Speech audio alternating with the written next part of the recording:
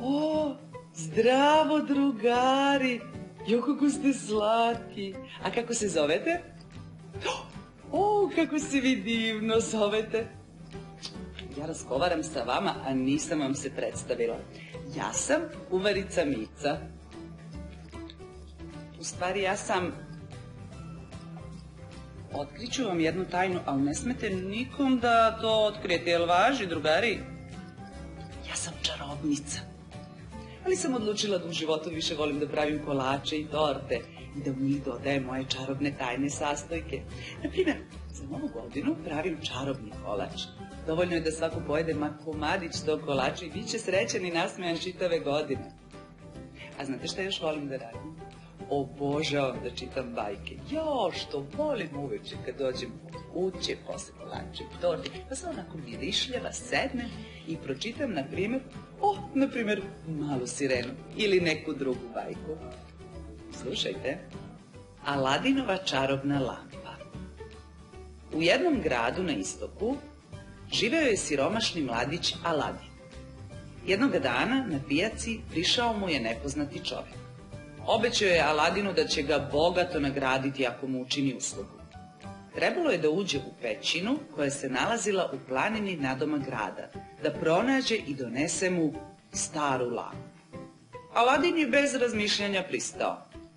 Pećina je bila puna blaga, ali neznanac ga je upozorio da ništa osim lampe ne sme dirati.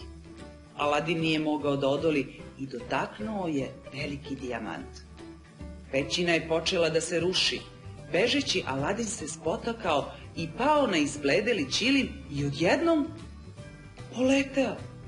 Bio je to leteći ćilim, koji ga je u poslednjem trenutku izneo iz pećine.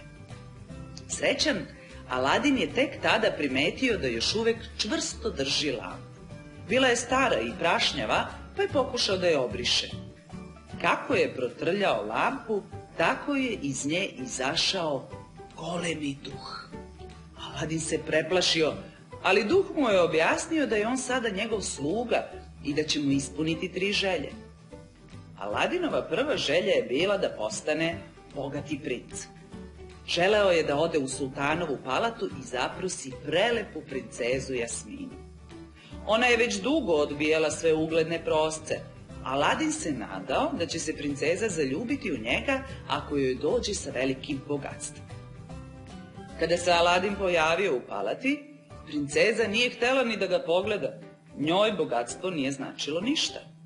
Razočaran, Aladin je seo na svoj leteći ćilim i hteo da ode. Kada je ugledala ćilim, Jasmina ga upita šta je to, a on joj je ponudio da sedne kraj njega. Zajedno su poleteli iznad grada. Princeza je bila oduševljena i pristala da se uda za Aladina. Neznanac koji je poslao mladića u pećinu po lampu bio je sultanov veliki vezir Džafar. On je prepoznao Aladina i ukrao mu lampu. Džafar je odmah naredio duhu da palatu i princezu prenese u daleku Afriku. Kad je Aladin video šta se dogodilo, seo je na ćilim i brzo pronašao princezu. Pošlo mu je za rukom da dođe do lampe i poželeo je svoju drugu želju, da se palata vrati tamo gde je i bila. Zatim je ponovo protrljao lampu. 3. želja mu je bila da duh bude slobodan. Tako više niko neće moći da koristi lampu ni za dobro ni za zlo. Aladin i Jasmina su se venčali i dugo su živeli srećno, a dobri duh im je zauvek ostao prijatelj. A znate ko mi je prvi ispričao ovu bajku? Pa upravo dobri duh. A znate zašto? Pa dobri duh je moj drugar. On svake godine dođe da proba moje čarobne kolačiće i da bude nasmejan i dalje u svom životu. Eto tako, drugari, jel vam se dopalo? Meni jeste. Jako.